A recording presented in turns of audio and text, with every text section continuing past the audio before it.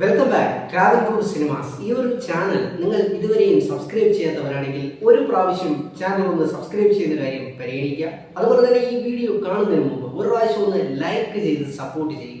ഇന്ന് പറയാൻ പോകുന്നത് തിയേറ്ററിലൊക്കെ അത്രയ്ക്ക് നല്ല രീതിയിൽ സക്സസ് ആയി ഓടാത്ത ഒരു ചിത്രത്തെ കുറിച്ചാണ്. സ്വർഗം. അജു വർഗീസ് പ്രധാന കഥാപാത്രത്തിലെത്തിയ സ്വർഗം എന്ന സിനിമ ഇപ്പോൾ OTT പ്ലാറ്റ്ഫോമിലൂടെ നമുക്ക് മുമ്പിൽ ഒന്നുകൂടി എത്തിയിട്ടുണ്ട്. ഈ ഒരു ചിത്രം ഇപ്പോഴാണ് കാണാനുള്ള ഒരു അവസരം എനിക്ക് കിട്ടിയത്.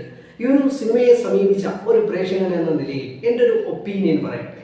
ഈ ഒരു ചിത്രത്തിൽ അജു വർഗീസ്, അനന്യ, ജോണി ആന്റണി, മഞ്ജു പിള്ള ഇവരൊക്കെ അഭിനയിച്ച ഒരു സിനിമയാണ്. ഈ ഒരു ചിത്രം ഒരു ദൃശ്യം അതല്ലെങ്കിൽ ഒരു ഇവിടം സ്വർഗമാണ്. ഈ ഒരു മൂവിയുടെ ലൈനപ്പിൽ സഞ്ചരിച്ചുകൊണ്ടിരിക്കുന്ന ഒരു പ്രകൃതി സിനിമയായിട്ട് നമുക്ക് കൂട്ടാവുന്നതാണ്. പക്ഷേ ഈ ഒരു സിനിമ ഇത്രയും, അതായത് നമ്മുടെ ലാലേട്ടന്റെ ഇവിടം സ്വർഗമാണ് അതല്ലെങ്കിൽ ദൃശ്യം, ഈ ഒരു സിനിമയൊക്കെ കാണുമ്പോൾ നമുക്ക് കിട്ടുന്ന ഒരു ഫീലുണ്ട്.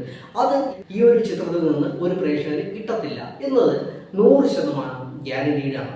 കാരണം എന്തൊക്കെയോ പ്രതീക്ഷിച്ച് ഒരുപാട് ആകാംക്ഷകൾ നിറച്ച് അവർ ചെയ്യാൻ നോക്കിയൊരു സാധനം അപ്പാടെ ചീറ്റിപ്പോയി എന്ന് തന്നെ പറയേണ്ടിയിരിക്കുന്നു. ഈ ഒരു ചിത്രം നിങ്ങൾ ഇതുവരെയും കാണാത്തവരാണെങ്കിൽ സിനിമ ഇപ്പോൾ OTT പ്ലാറ്റ്ഫോമിൽ അവൈലബിൾ ആണ്. ഒരു പ്രാവശ്യം ചിത്രം ഒന്ന് കാണുക.